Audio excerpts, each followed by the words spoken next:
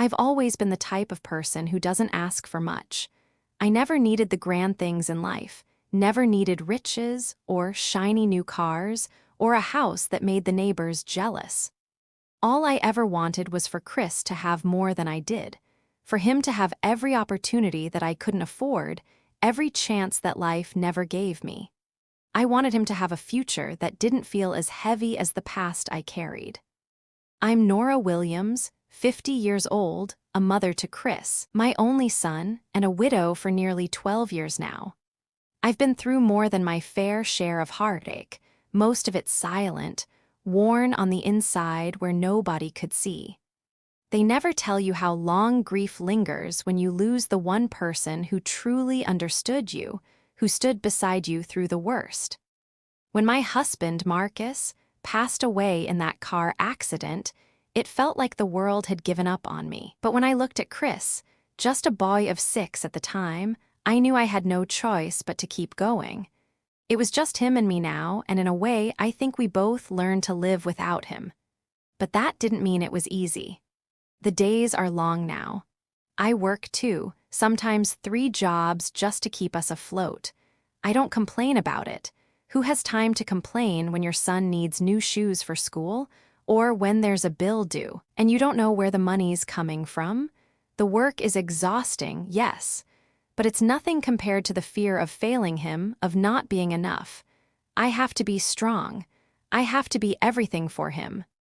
Chris is 18 now, and he's at that age where the world starts to make him feel small, where the weight of other people's opinions starts to sink in. He's a good boy, smart, thoughtful, kind, but he's also at that point in life where he sees the difference between what we have and what others do. It's hard not to see it. We live in a small, run-down apartment on the edge of town, and while I'm grateful for the roof over our heads, I know Chris sees it for what it is. He's always been able to sense the space between us and everyone else, the space that comes with being poor, with being the family that doesn't fit in with the rest. I try to give him what I can, but I see it in his eyes. The shame. The way he holds his head a little lower when the other kids in school start talking about their vacations or their brand new cars. They don't understand. They don't know what it's like to worry every day, to wonder if this month will be the one where you can't pay the rent. It's hard to explain that to a teenager who's still learning to navigate the world, especially when all he wants is to fit in. I see him struggle in silence, not wanting to show me how much it hurts. But I always know. I'm his mother, after all. I've spent the better part of his life teaching him to stand tall, to believe in himself, to never be ashamed of where he came from. But when you're 18 and the world feels like it's looking down on you, those lessons can feel like empty words. Some days, when I'm standing in front of the stove, cooking dinner that's not quite enough, I wonder if I've done enough. I try to remind myself that he's getting the education I never had, that I've given him a chance to go to college, to escape this life of constant struggle.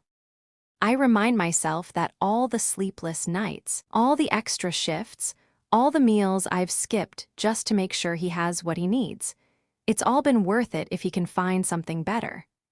But then I see the way his shoulders slump when he talks about school, the way he keeps his head down when the other kids tease him for not being able to afford the things they have. And it breaks me. It's hard not to feel like all my sacrifices, all the years of pushing myself beyond what I thought I was capable of, have amounted to very little. Because in the end, it doesn't matter how hard I work if I can't give him what he truly wants, to not feel different. This wasn't the life I imagined for him when I was pregnant with him. I remember thinking, as I felt his little kicks inside me, that I would do anything to make his life better than mine. I promised myself I would never let him feel like I did, like he wasn't enough, like he didn't belong. But here we are, and I see it. He's ashamed of us. He's ashamed of me. I see the way he glances at his friends' houses, their new clothes, their fancy cars, and I see the way he tries to hide his embarrassment like he's afraid I'll notice. And I do. I always do. Some nights when he's asleep, I sit in the living room, the weight of everything pressing down on me, and I wonder if it was all worth it, if I've done enough. The exhaustion from working all those jobs is catk. But when I look at Chris, I remember why I keep going. He deserves better than this. He deserves a life where he doesn't have to apologize for who he is or where he comes from. I may be tired, but I can't afford to rest. Not yet. Not until he's on his feet, until he's somewhere far away from this, with a future that's wide open. I can see it now, how much he's trying to hold it together, even when the world seems to be pulling him in every direction. But I also see how much pressure he's under, and I worry that it's too much for him to carry on his own. I only hope that somehow, all the love and all the sacrifice will be enough to push him past these obstacles, past the shame, into a future that feels like a place he belongs. That's all I want for him. A place where he doesn't feel like an outsider, where he can stand tall and proud and know that no matter what, I'll always be here, cheering him on. Even when the world makes him feel small, I'll be the one to remind him that he's anything but.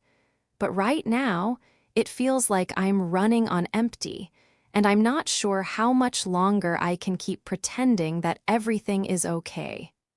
And that's the hardest part of being a mother, isn't it?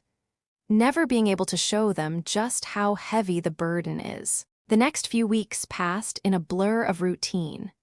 I woke up at 5 every morning, slipped on my worn sneakers, and headed out the door before the sun had even stretched its arms across the sky. My hands had become calloused over the years, my skin worn thin from the constant labor. I worked at the local diner for a few hours, serving greasy plates of hash browns and pancakes to the early risers, then rushed to the laundromat to fold clothes before heading to my second job at a small law office.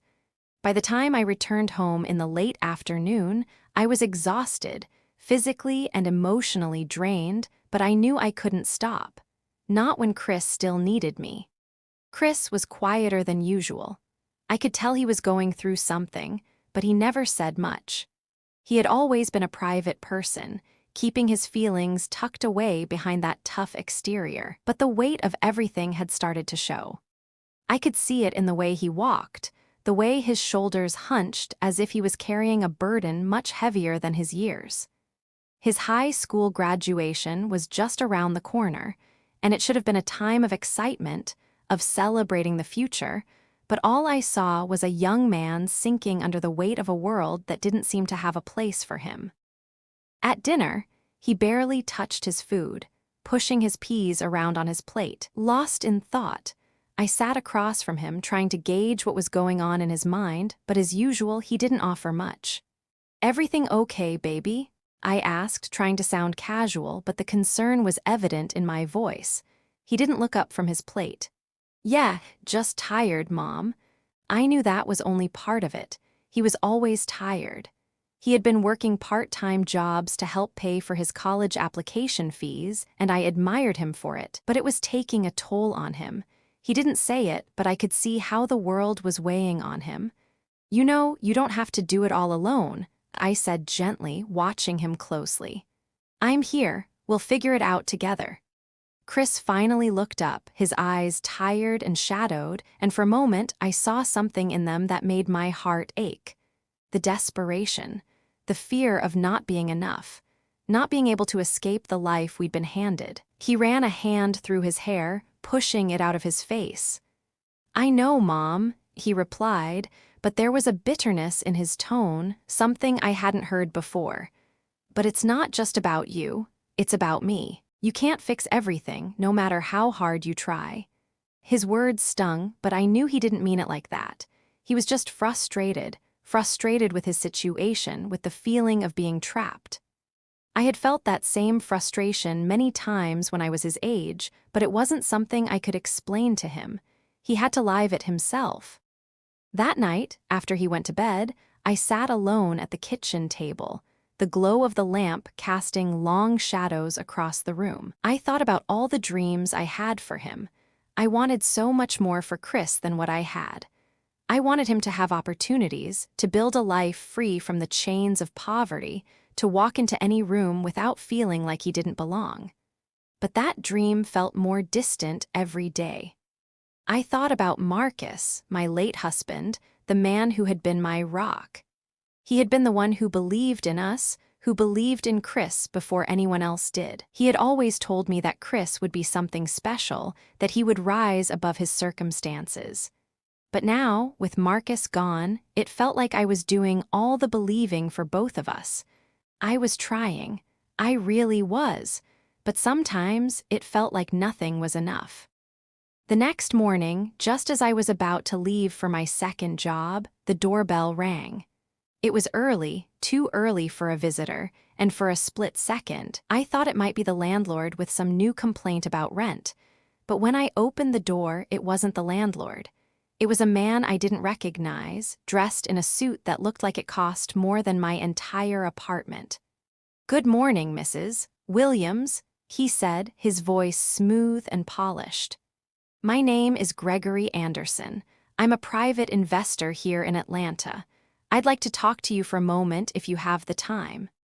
I blinked, unsure of what to make of him. A stranger at my door? At this hour? My first instinct was to shut the door, but something about him, something about the way he held himself, the way his presence seemed almost too confident for a simple meeting, made me pause. Sure, what is this about?" I asked, trying to hide the suspicion in my voice. "I understand you have a son who's about to graduate high school. I've heard a lot about him, and I'd like to offer my assistance," Gregory said, his eyes never leaving mine. "Chris is a very bright young man, and I believe he has potential. I'd like to help him with his future. Help him get into college, perhaps."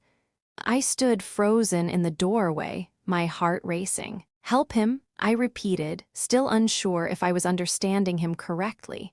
"What do you mean by help him?" "I mean exactly what I said," Gregory replied, a smile playing at the corners of his mouth. "I'd like to help fund his education, assist with the application process, and provide him with opportunities he might not have otherwise had. I believe everyone deserves a chance, and I think your son has a lot to offer." I stared at him, unsure of how to react. A stranger, offering to help my son with college. My first thought was that it had to be some sort of scam, but his eyes, there was something about them that made me hesitate. They weren't predatory. They were genuine, but why would someone like him, a wealthy businessman, be interested in helping us? What was his angle? I don't know," I stammered. "Why would you want to help us? We're just a small family, struggling to get by." Gregory's smile didn't falter. "Because I believe in giving people a chance. Your son is talented, and I think he deserves the best. I'm in a position to help. I have the resources, and I know how important it is to have someone believe in you. I know what it's like to struggle to make ends meet. I want to make sure Chris doesn't have to go through the same struggles." The silence that followed felt heavy, like I was holding my breath, unsure of whether I should trust him or slam the door in his face. It was a lot to take in all at once. I don't know what to say," I finally managed. "You don't have to say anything right now," Gregory said kindly. "Just think about it. I can be reached at this number if you have any questions. I'll give you some time to consider."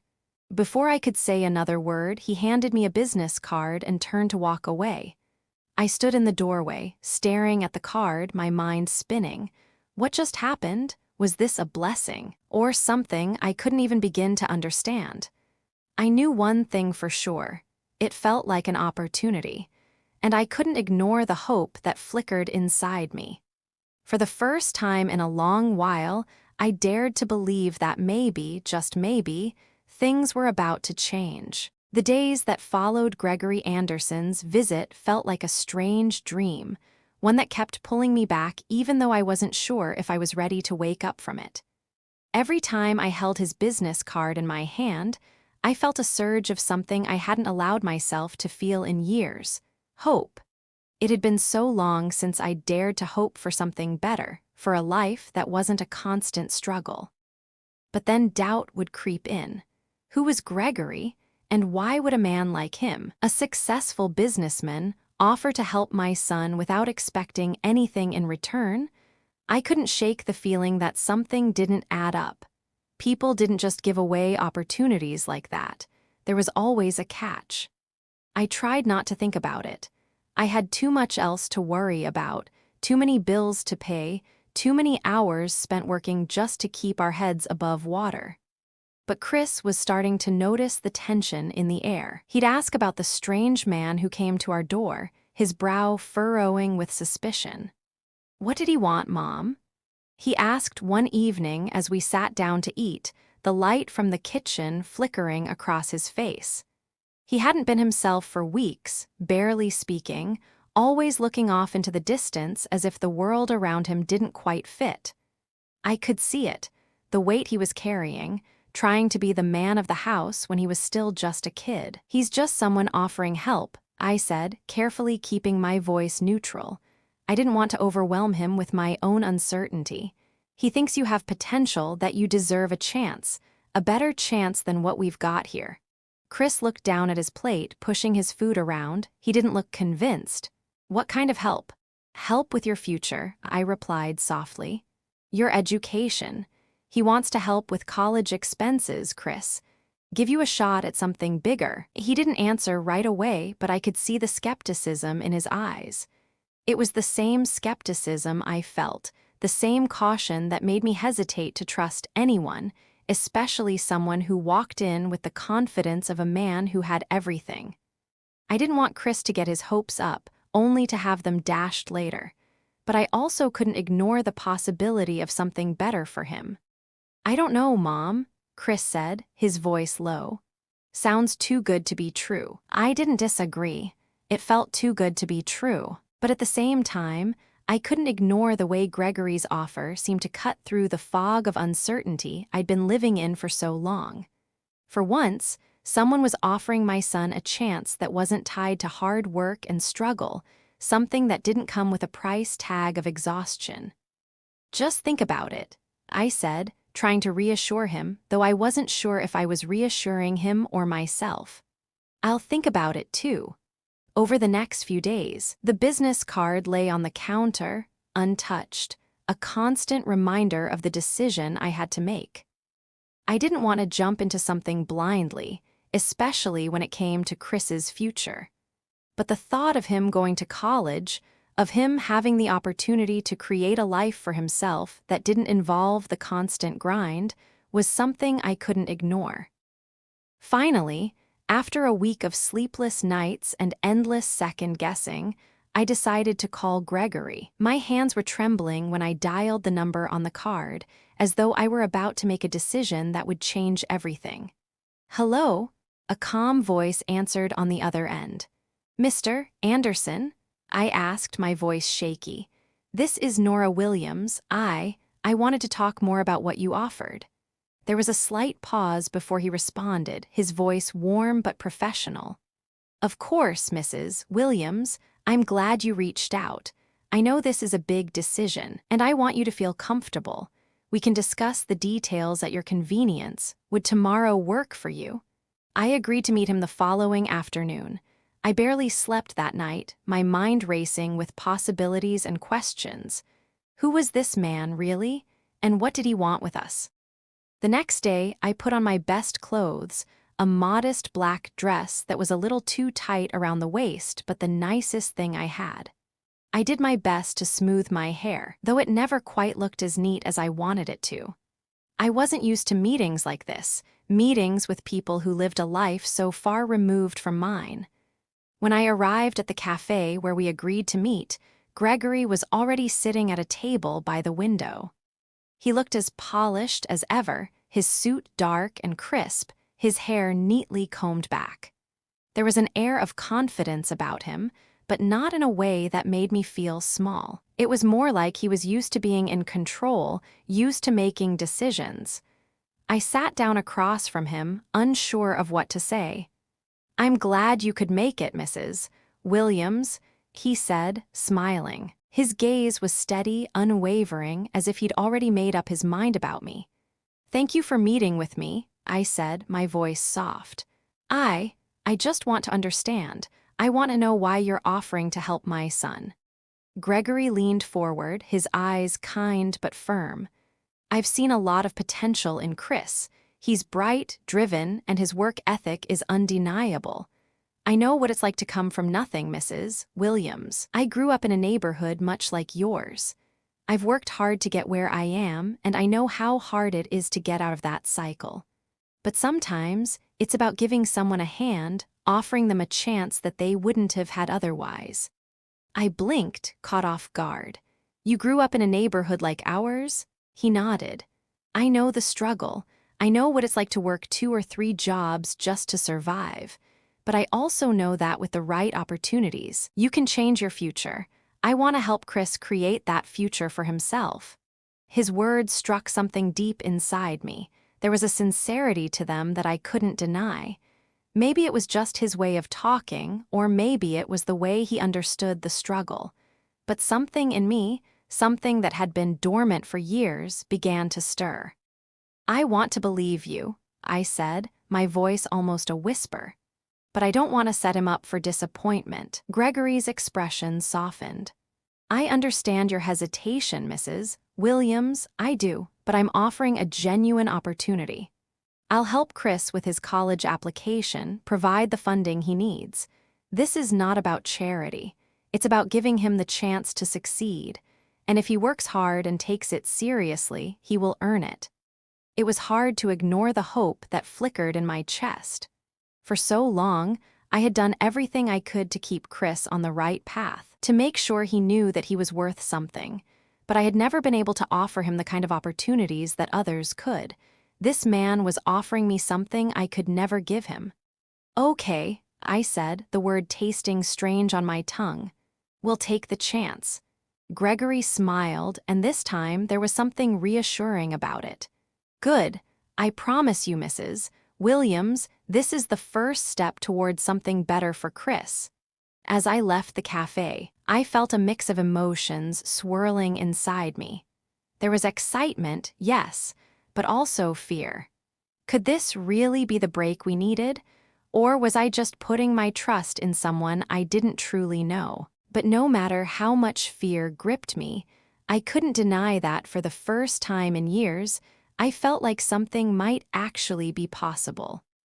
And for Chris, for the first time in a long while, there was a glimmer of hope. The weeks that followed felt like a blur of uncertainty.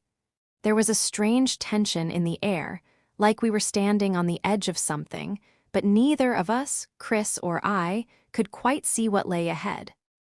Gregory's offer to help with Chris's college application wasn't just a lifeline, it was a leap into the unknown. I didn't have much time to think about it. My second job was consuming whatever energy I had left, and Chris, though quieter than usual, still seemed intent on figuring everything out on his own. The college applications, the scholarships, the stress of the future, it all felt like a weight he was trying to carry alone. And it broke my heart to see him so burdened, but I couldn't push him to talk about it. He had always been a private kid, one who didn't like to show when he was struggling, and I respected that about him.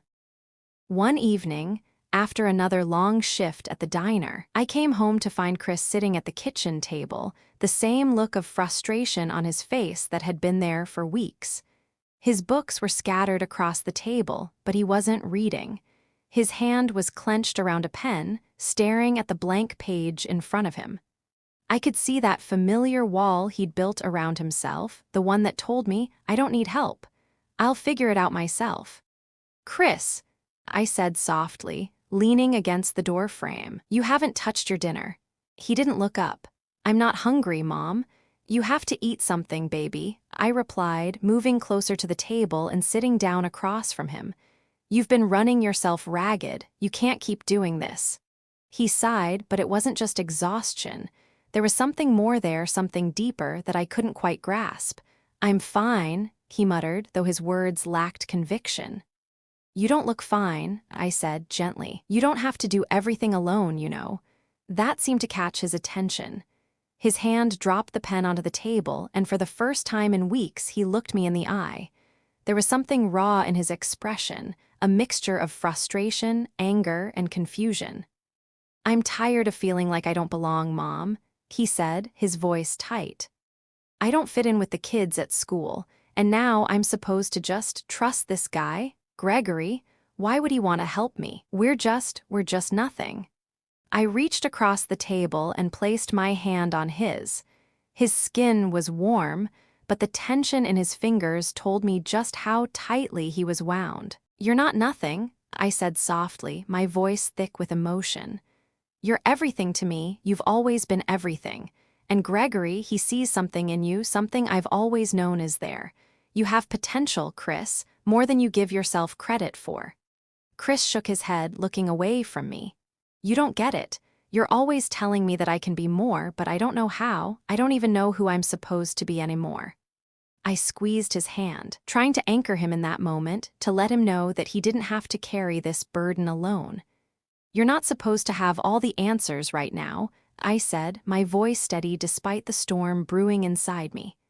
"You're still figuring it out, and that's okay. We don't have to have it all figured out at once." "But what if I mess it up? What if I fail?" he asked, his voice barely above a whisper. I paused, letting his words sink in. I had spent so many years trying to protect him from the world, trying to make sure he didn't fall too far, that I never really let him see my own fear. My fear of failure, of disappointment, of never being enough for him. But right then, I realized something. That fear, it couldn't rule us anymore. "You will fall, Chris," I said, my voice soft but firm. "You'll make mistakes, and that's okay. I've made my share, believe me, but the important thing is to keep going. To keep trying. You don't have to be perfect. You just have to show up, and I'll be right here with you every step of the way." There was a long silence between us, but it wasn't uncomfortable. It was a quiet understanding. Finally, Chris let out a long breath and nodded, though I could see the doubt still lingering in his eyes. "I'm scared, Mom," he admitted, his voice barely audible. "I know," I said, pulling him into a hug.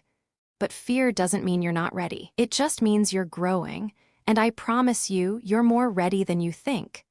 We sat there for a while, just holding each other. I wanted to tell him everything would be okay, that somehow we would be fine, that the world wasn't so scary. But I didn't, because I knew it wouldn't be that simple. Life wasn't simple, but I also knew that we had each other. And sometimes that was enough to keep moving forward. The next day, I called Gregory. I didn't know what I was expecting from this meeting, but I knew it was time to take the next step. Time to let go of the doubt that had been holding me back. Time to trust that someone else, someone who had no obligation to us, believed in Chris enough to offer him a chance. "Hello?" Gregory answered on the other end of the line. "Mr. Anderson, it's Nora Williams," I said, my voice steady. "I wanted to follow up. We're ready to take you up on your offer."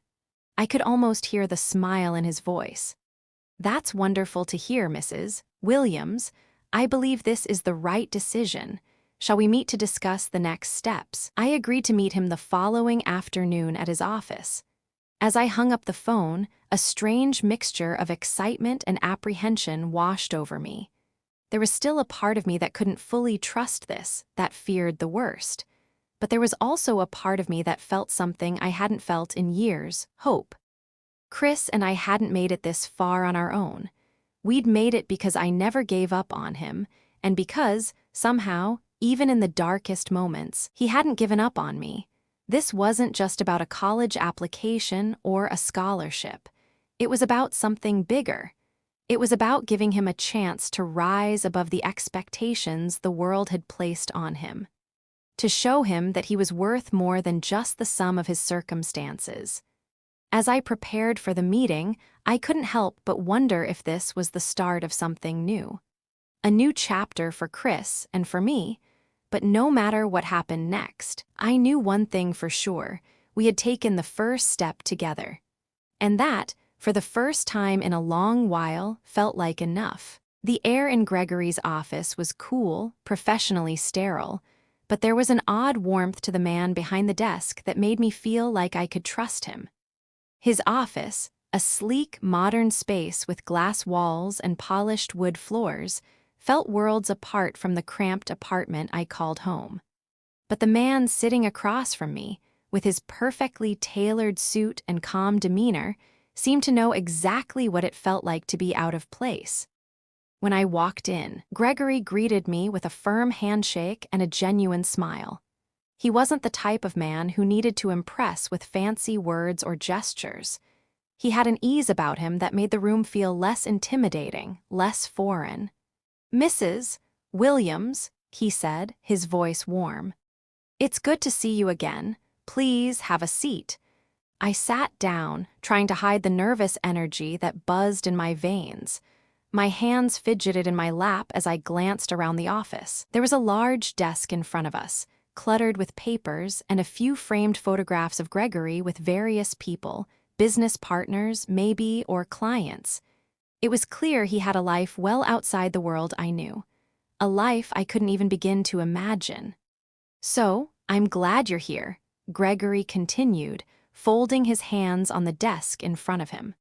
"Let's talk about what happens next. I want to make sure you feel comfortable with every step of this process." I nodded, my heart pounding in my chest. "I appreciate this, all of it. I want to make sure Chris is ready. He's been struggling a lot lately."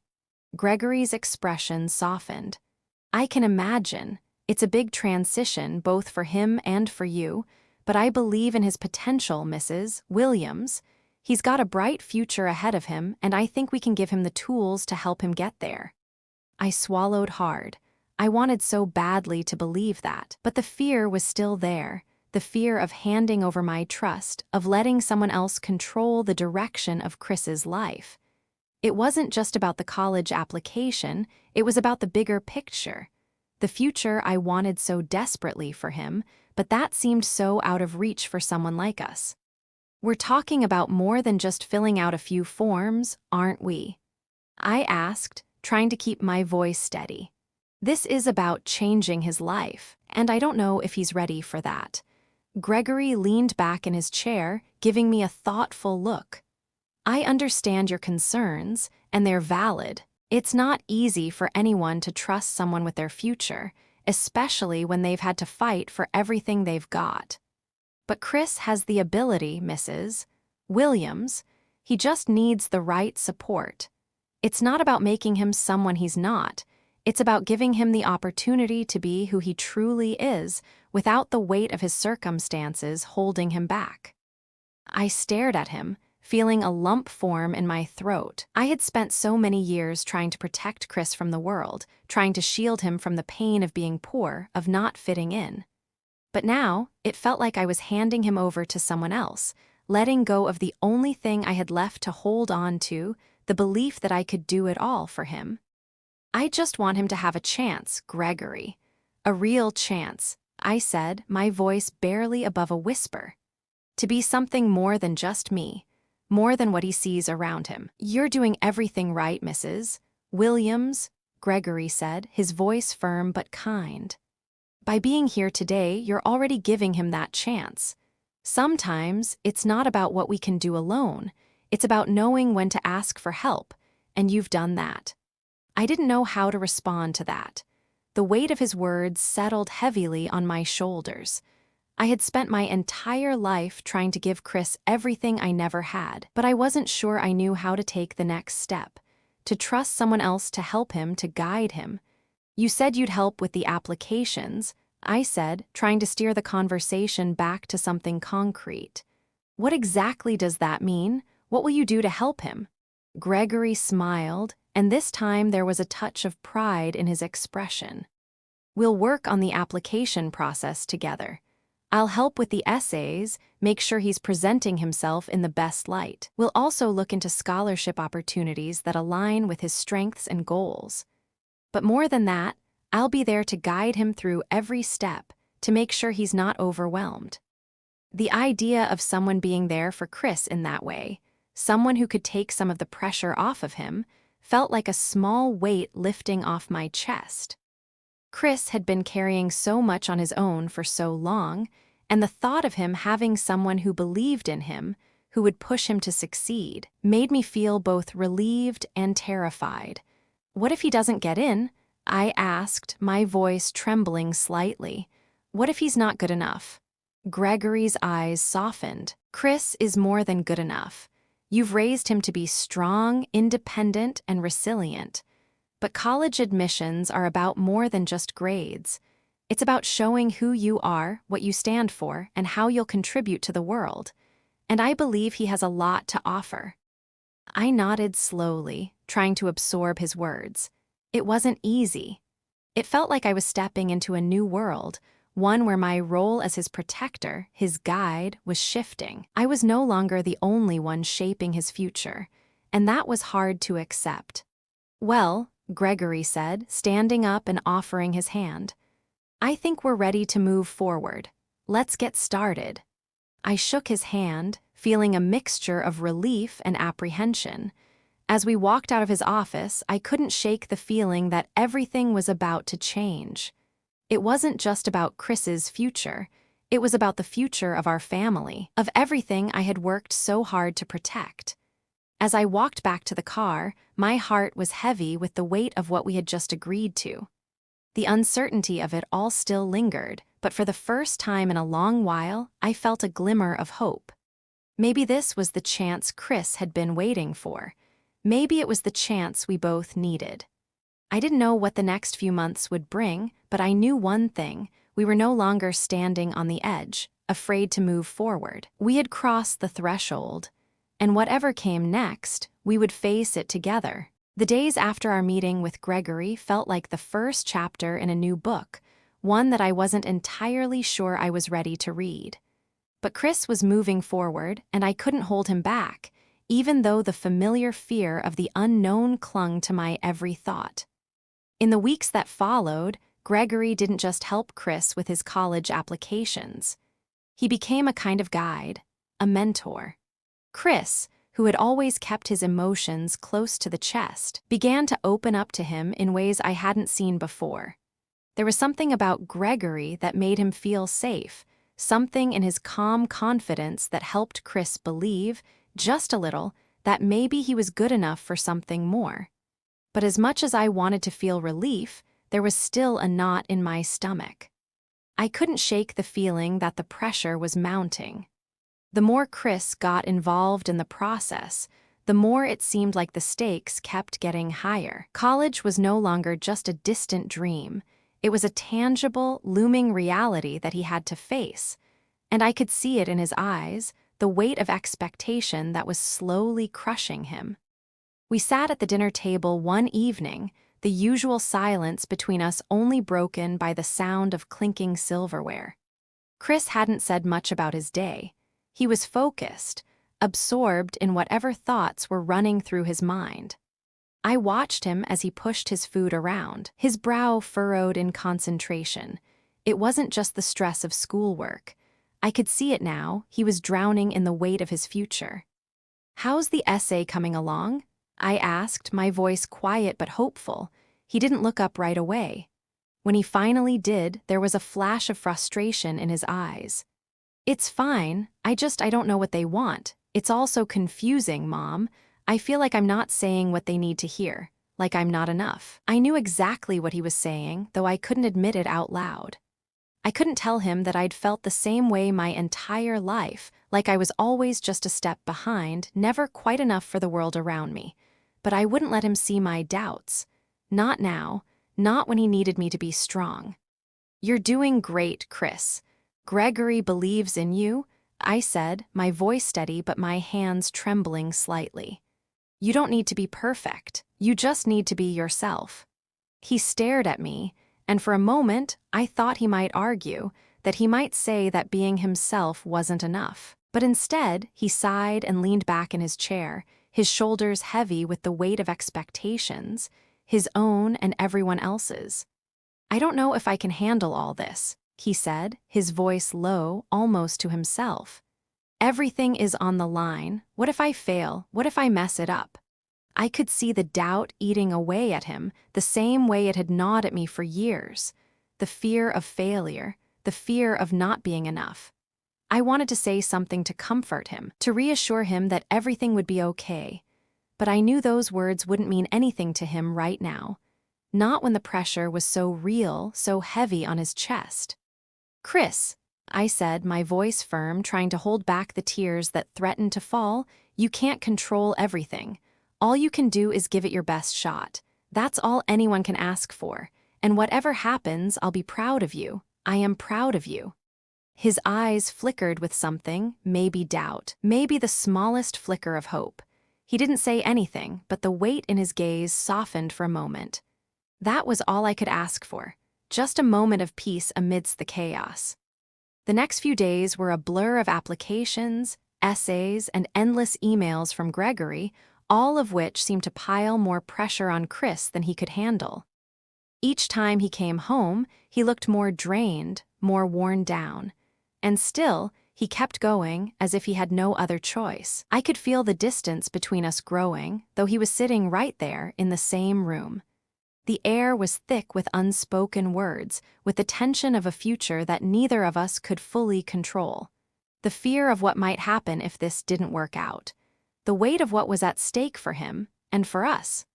One afternoon, as I came home from a late shift at the diner, I found Chris sitting at the kitchen table again, staring at the same blank page on his laptop. His face was pale, his eyes dull. The usual fire I had seen in him, the one that made him strive to do his best, seemed to be dimming. I walked over to him, placing a hand on his shoulder. He didn't flinch, didn't pull away. He just sat there, staring at the screen, lost in thought. "You okay?" I asked quietly. He nodded, but it was empty. "Yeah, just trying to figure it out." "Do you want to talk about it?" I pressed, my voice soft but insistent. "You've been working so hard, Chris. You're not alone in this. You don't have to carry it all by yourself." He was silent for a long moment. Then finally he spoke, his voice so low I could barely hear it. "I don't want to disappoint you," he said. "I don't want to fail. I want to make it. I want to be something. But it's like, no matter what I do, I can't get it right." My heart ached. I could hear the exhaustion in his voice, the fear. He was just a kid, struggling to make sense of a world that was too big, too demanding, too unforgiving. And here I was, trying to make everything better, trying to shield him from the weight of it all, but the truth was, there was only so much I could do. "You're not going to disappoint me, Chris," I said, my voice breaking slightly. "No matter what happens, I'm proud of you. You're my son, and that means more than anything else." He didn't say anything, but I could see the faintest hint of something in his eyes, a flicker of relief, a crack in the wall he'd built around himself. Maybe it was just for a moment, but it was enough. The next few days passed in a blur, and the closer we got to the deadline for applications, the more I could see Chris was beginning to crumble under the weight of it all. He was barely sleeping, barely eating, his eyes wide with the constant fear of failure. And I knew that, despite everything Gregory had promised, despite the opportunities he had, none of it mattered if Chris didn't believe in himself. Then one evening, after another late-night session of essays and revisions, he closed his laptop with a sharp exhale and pushed it aside. "I'm done," he said, his voice heavy with defeat. "I can't do this anymore." I could see it, he had reached his breaking point.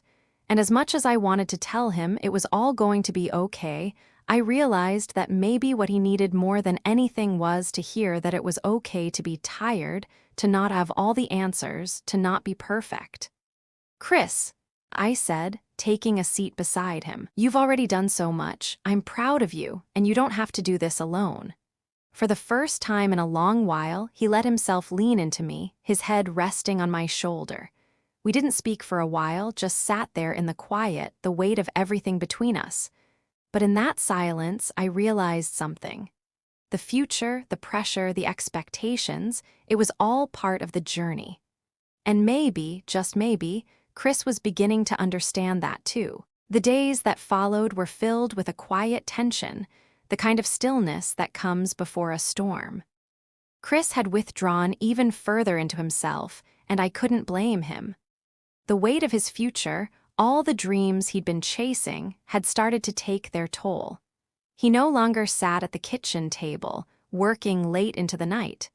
Instead, he holed up in his room, the door shut, the sound of a distant television murmuring through the walls. I knew he was still trying to find the answers to questions I could no longer answer for him. At work, the long hours wore me thin.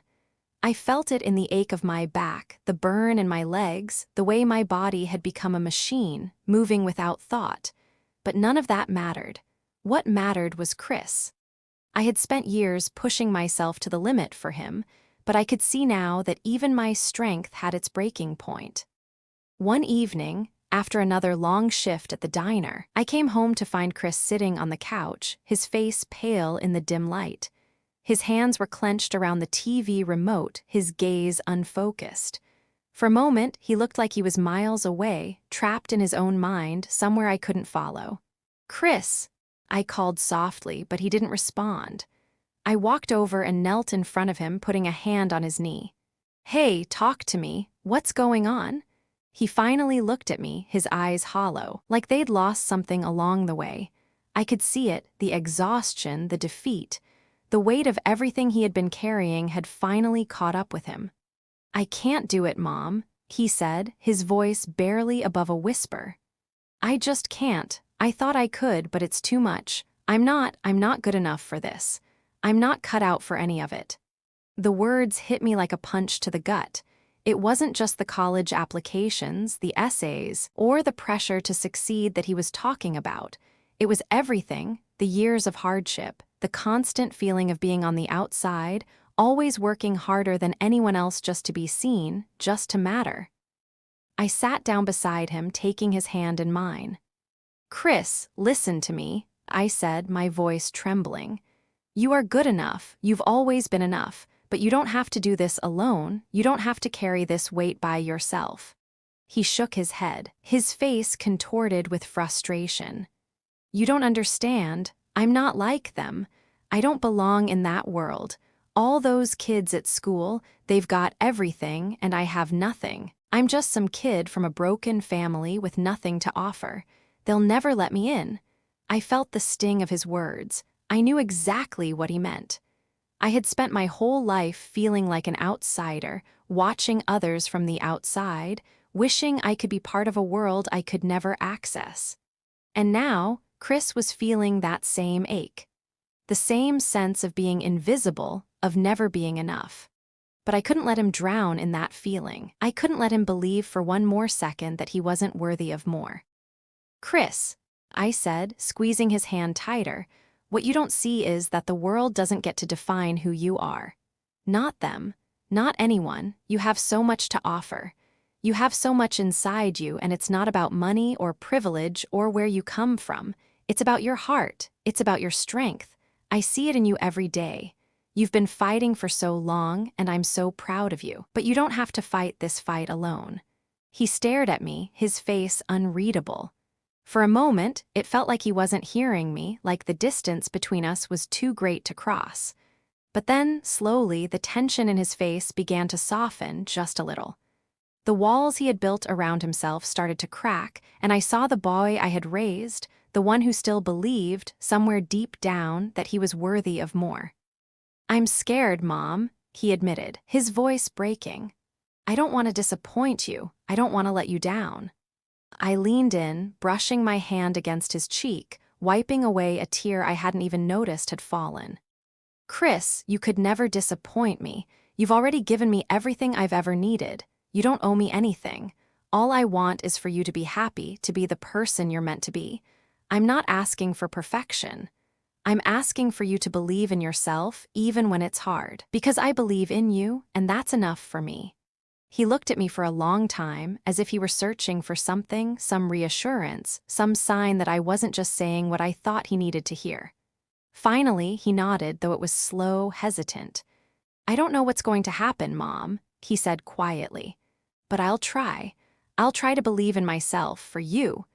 I smiled, feeling the weight of everything we had been through and everything we had yet to face. "That's all I can ask for, baby. Just take it one step at a time.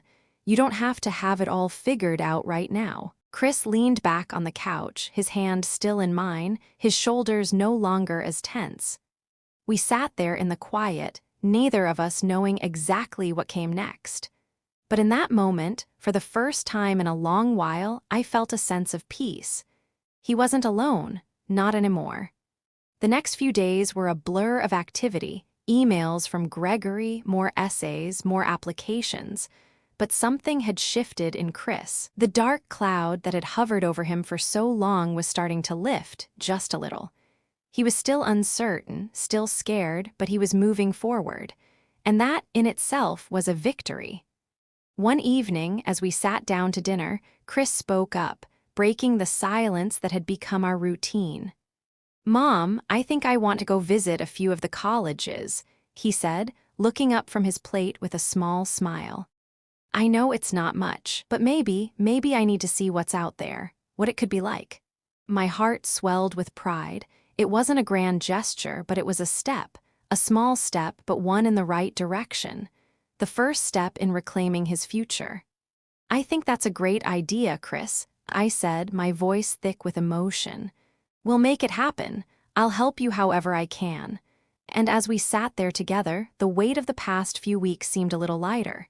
Maybe, just maybe, we were beginning to see a path forward. Not a perfect one, but one that was ours. A path that Chris could walk with his head held a little higher, knowing he wasn't alone.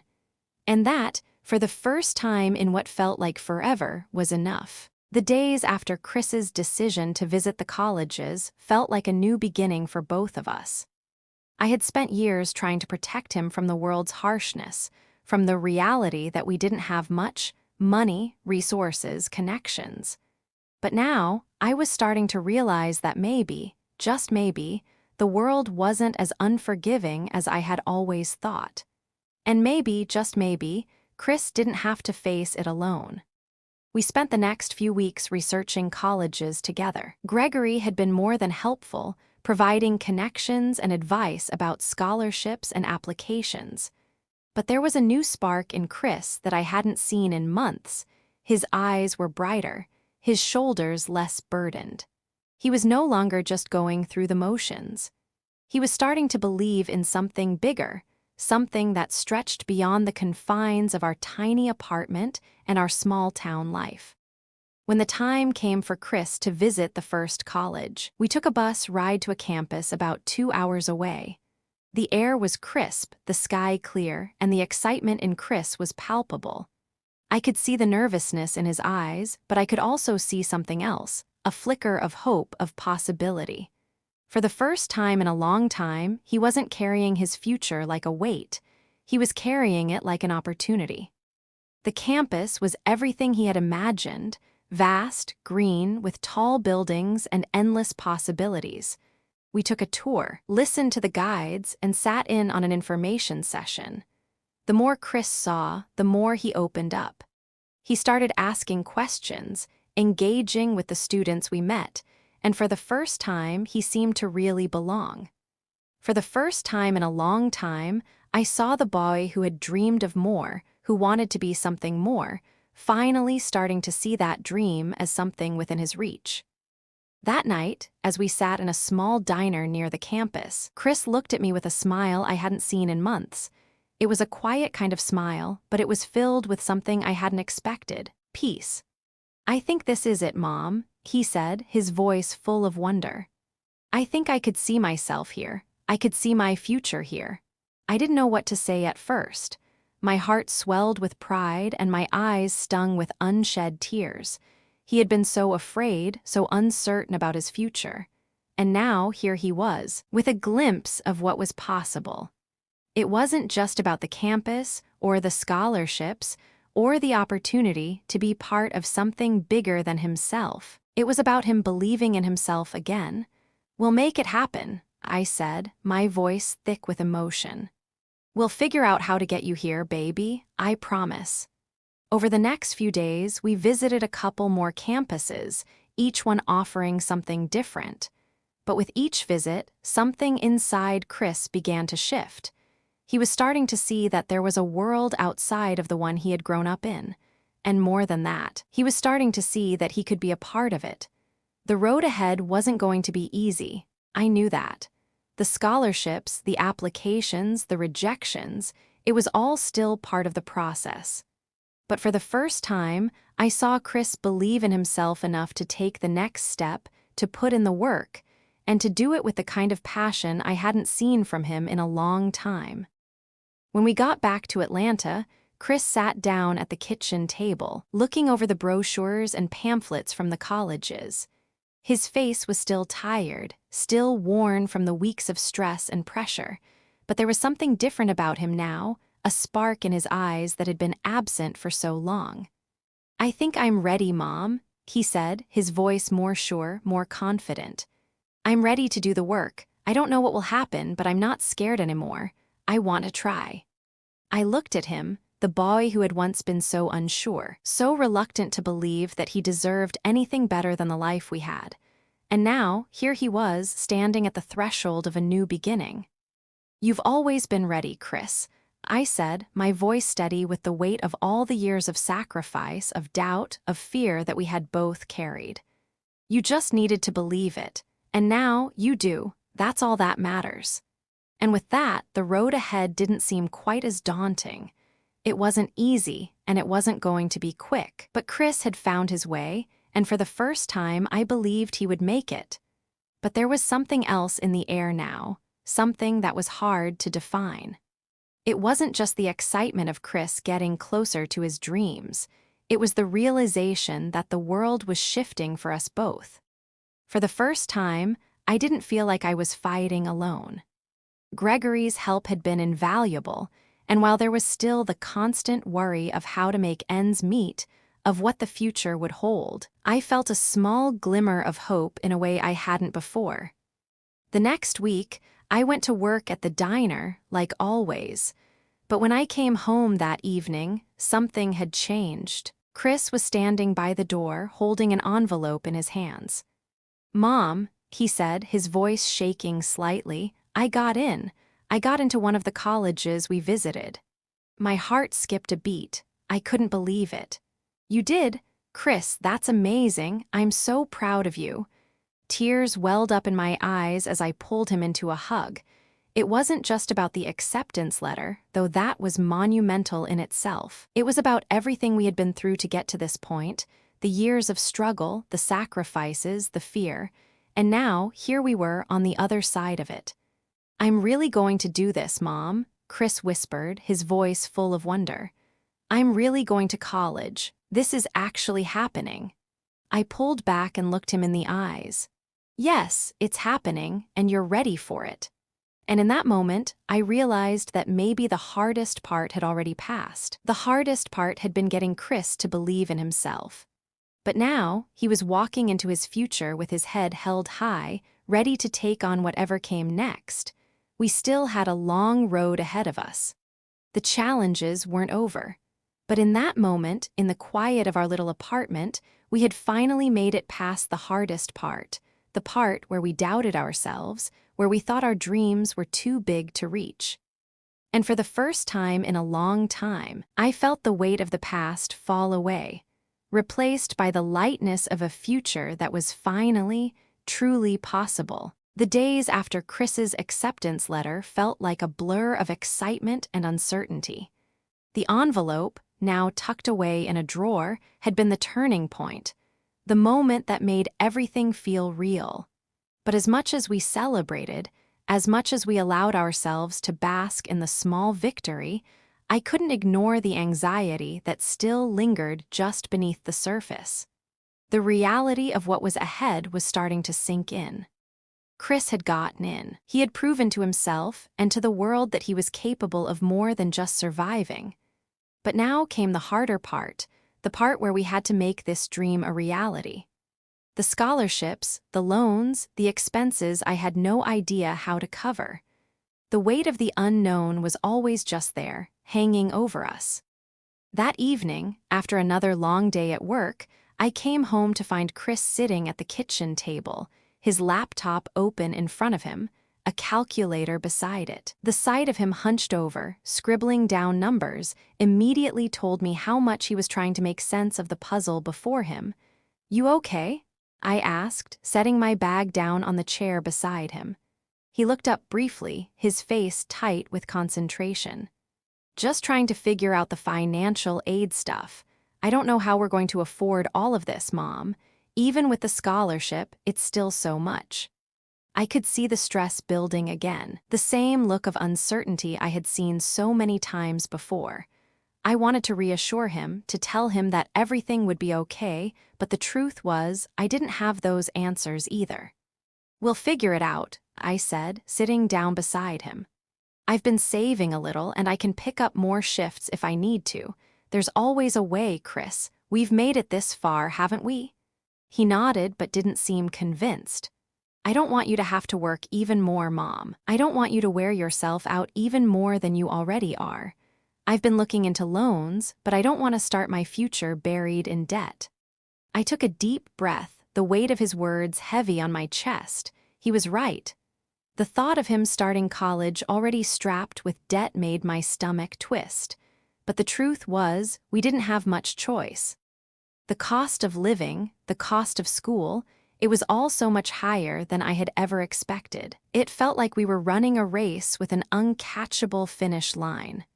"I know, baby," I said quietly, placing a hand on his. "I know, but you're not alone in this. You've already made it further than I ever thought possible, and we'll keep fighting for you for your future." He looked at me, his eyes a mix of gratitude and uncertainty. "I just don't want to let you down." The words hit me harder than I expected. Here he was, worried about letting me down, when all I had ever wanted was for him to find his own path, to find his own happiness. I had been trying so hard to be strong for him, but now, in this moment, I realized I needed to let him see that it wasn't just about his success, it was about our success. We were in this together, for better or worse. "You could never let me down, Chris," I said, squeezing his hand. "Everything I've done, everything I've sacrificed was for you, and I don't regret a single moment of it, because seeing you here, seeing you take this step, it's worth everything." The words hung in the air between us for a moment, and I could feel the shift, like we were finally on the same page, understanding each other in a way we hadn't before. There was still so much uncertainty ahead, but for the first time in a long time, I didn't feel like we were fighting it alone. The next few weeks were filled with applications for financial aid, more research into scholarships, and endless phone calls to various offices. Every step felt like a new obstacle, but with each one, I saw Chris growing stronger. He was still anxious, still unsure of how things would unfold, but he was facing it. He was fighting for his future. One evening, after a particularly frustrating phone call with a financial aid office that didn't seem to have any answers, Chris came into the kitchen where I was making dinner. His face was a little less tense, his posture a little more relaxed. I raised an eyebrow when he walked in. "Everything okay?" I asked, my hand hovering over the stove. "Yeah," he said, a small smile on his face. "I think I figured it out." I looked at him, surprised. "You figured out what?" "The loans," he replied, sitting down at the table. "I got the forms in order, and it looks like they'll cover the rest of it. It's a lot, but I think I can manage it. I'll work over the summer and make up the difference." I let out a breath I didn't realize I'd been holding. "That's great, baby. Really, I'm so proud of you." He nodded, but the smile on his face faded slightly. "It's still scary, though, but I think I'm ready. I think I can do this." The words felt like a weight lifted off both of us. Maybe we hadn't solved everything, and maybe the road ahead would be just as difficult as it had always been. But in that moment, we were moving forward, together. The next few months passed in a blur of preparations. Chris's high school graduation came and went in a flash. The ceremony was held in a crowded gymnasium, and I sat in the front row, my eyes glued to him as he walked across the stage, shaking hands with the principal and smiling. It was a moment I had dreamed of for so long, but when it actually happened, I felt something unexpected, a deep sadness that came with knowing this chapter of his life was closing. But even in the sadness, I felt pride. Chris had made it. He had faced every obstacle and still kept moving forward.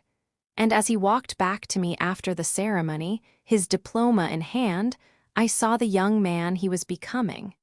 He wasn't just the boy who had been weighed down by doubt. He was someone new, someone ready to step into the world and make his own way.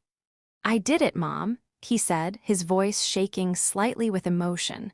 "I really did it." I stood up and pulled him into a hug, holding him tightly as if I could somehow keep him here in this moment, but I knew that wasn't possible. He had to go. He had to leave and find his place in the world, and I would be here, cheering him on every step of the way. "You've always done it, Chris," I whispered into his ear. "You've always had it in you." As I pulled away, I looked at him, really looked at him, and saw something I hadn't seen before: confidence. The kind that came from knowing you had fought for your future and earned every step of the journey. He wasn't just the boy I had fought for anymore. He was a young man, ready to make his own mark. And I knew, with a certainty I hadn't had before, that whatever came next, he would be ready. The weeks leading up to Chris's departure for college were a blur of final preparations and goodbyes. We had spent every moment we could together, shopping for the essentials, packing his clothes into boxes, and filling up his small apartment room with a sense of possibility. He was leaving soon. A part of me couldn't believe it. My son, the boy who had spent years under the same roof, who I had protected and shaped and fought for, was now going off to write his own story. The excitement was there, of course. I could see it in Chris's eyes. He was finally stepping into the world he had only dreamed about, but there was something else, something unspoken between us. A quiet sadness, a shift that neither of us could name. I was proud, so proud of everything he had accomplished. But the reality of him leaving, of him going so far from home, weighed heavy on my heart. The day before he was supposed to leave, we sat together in the living room, surrounded by bags and boxes, the final touches. He had just finished saying goodbye to some of his friends, and the apartment felt unusually still, the kind of quiet that only comes when a big chapter is about to close. "Are you nervous?" I asked, trying to fill the silence with something light. Chris paused for a moment, looking at his packed suitcase, then at me. There was a slight nervousness in his eyes, but there was also something else, something more confident. "A little. I mean, it's a big change, right? But I think I'm ready. I just don't want to mess this up." "You won't," I said with a smile. "You've worked too hard. You've earned it." "I don't know, Mom," he said, rubbing his hand through his hair. "What if I get there and it's not what I thought it would be? What if I can't handle it? What if I don't fit in?" I could hear the familiar self-doubt creeping back in. The boy who had once doubted whether he was good enough for anything was still inside him. He was just better at hiding it now. I could understand how he felt. There was always that nagging fear that no matter how much you had worked for something, you might not measure up once you got there. "You've always belonged, Chris," I said, my voice steady but full of emotion. "You've always had a place in this world, even if it didn't always feel like it. This is just the next step, and whatever happens, you're not alone, you never have been." He nodded, but there was still a tightness around his eyes. "I just don't want to disappoint you." My heart clenched at the words. He had spent so much of his life trying to prove himself, trying to be enough. But the truth was, I had never needed him to prove anything. All I ever wanted was for him to be happy, to find his own way. And yet, I knew that was hard to believe when you've been taught your whole life to carry the weight of expectations. "You could never disappoint me," I said softly, placing a hand on his arm. "You've given me everything, and you've done it your way. I'm proud of you, more than I can say." The room was quiet again, the kind of quiet that happens when words aren't enough to fill the space. Chris stood up, walking over to his suitcase and running his hand over the top. "I guess I should finish packing. I've still got a few things left." I nodded, not trusting myself to speak, and watched him begin to fold the last few shirts, carefully packing them into the suitcase. I wanted to say something, to tell him everything would be okay, but I knew that wasn't enough. This was his journey, and it wasn't going to be smooth. It wasn't going to be easy. There would be bumps, failures, moments of doubt, but I knew he would get through them, just like he always had. That night, after dinner, we sat on the couch, watching some random show on TV, but neither of us were really paying attention. The silence between us wasn't uncomfortable. It was just the kind of silence that comes when you know a goodbye is on the horizon. I could feel the weight of the moment, the finality of it. My son, the boy I had raised, was about to leave, and in a way, I was about to lose the person I had fought so hard to protect. "Mom," Chris said, breaking the silence, his voice quieter than usual. I just want to thank you for everything. I know I've been difficult at times, and I haven't always been easy to deal with, but you've always been there, and I don't know if I would have made it without you." The words hit me harder than I expected, and I had to swallow the lump in my throat. He was saying goodbye in his own way. It wasn't dramatic, it wasn't full of tears or grand speeches, it was just real, honest. "You don't have to thank me for that, Chris," I said, my voice steady, though my hands trembled slightly. "I've always been here for you. I always will be. That's what mothers do." He leaned over, his head resting against mine for a moment, and for a second, it felt like time had stopped. Like we were in that space between what had been and what was about to come, and everything was exactly as it should be. "I'll miss you, Mom," he said quietly. "I'll miss you too, baby, but I'm proud of you, and I'm excited to see what comes next." The next morning, I woke early, as I always did, to prepare for the day. But today was different. I moved through the motions of making breakfast and packing Chris's bag for the last time, but my mind kept drifting to the fact that soon he would be gone. The house would feel emptier, quieter. Chris came into the kitchen, fully packed and ready to go. There was a lightness in his step, a readiness in the way he held himself. But underneath that, I could still see the traces of the same fear that had always followed him. The fear of not being enough, of not fitting in. I wished I could take that fear away for him, but I knew that wasn't something I could do.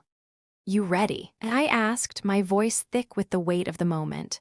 "Yeah," he said, a small smile playing at his lips. "I think so." I took a deep breath and pulled him into a hug. "I love you, Chris, more than you'll ever know." "I love you too, Mom," he said, squeezing me tight. "I'll be back before you know it." We stood there for a moment, holding on to each other. It wasn't just a goodbye, it was a new beginning, for both of us. As we loaded his things into the car, I realized that this was the moment I had been preparing for my whole life. The moment where I had to let go. Let go of the boy who had always been with me, and trust that he would find his way in the world. And as I watched him drive away, my heart swelled with pride and love, knowing that no matter where life took him, he would always be my son.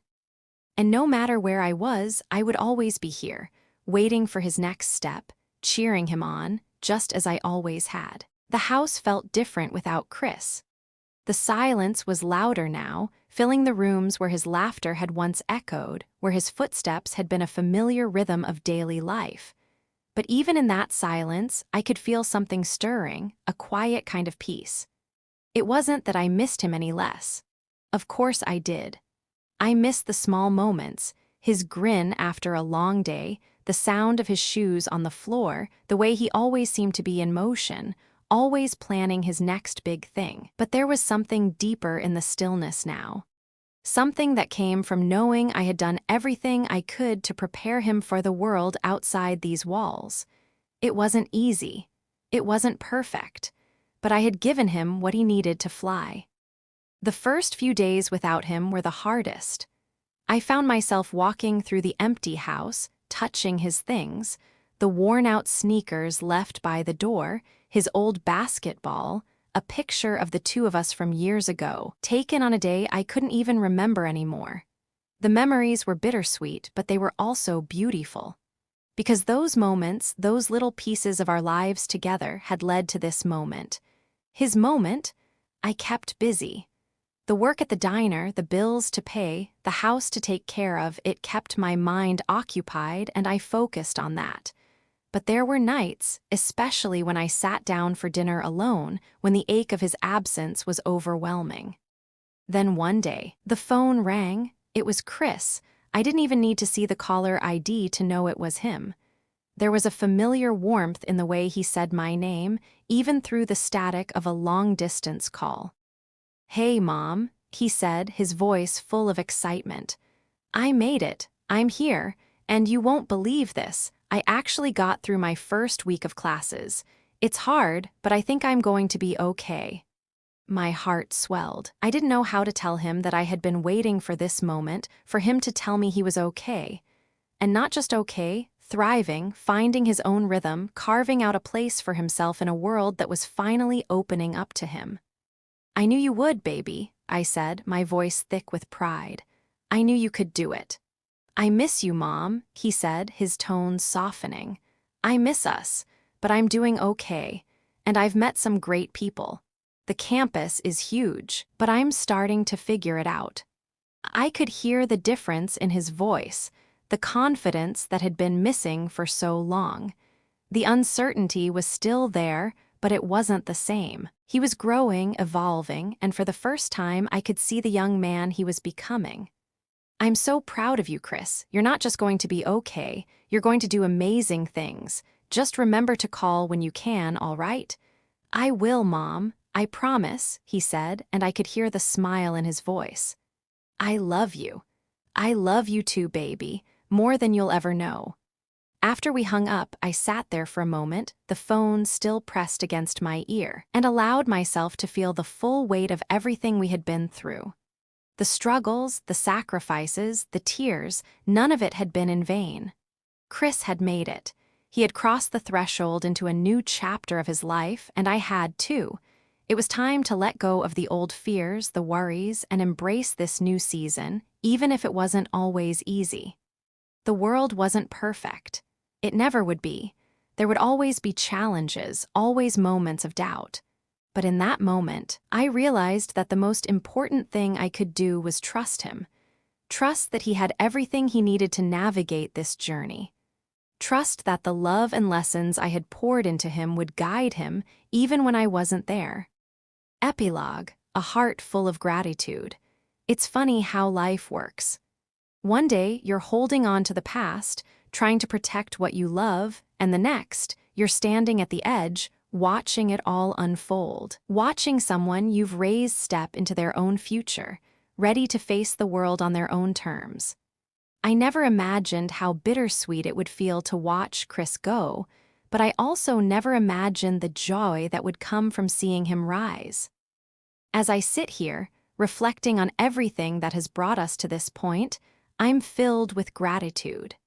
Grateful for the strength to keep going, for the love that has kept us tethered through every storm. Grateful for the chance to see Chris find his place in the world, to see him believe in himself, even when the world tried to tell him he didn't belong.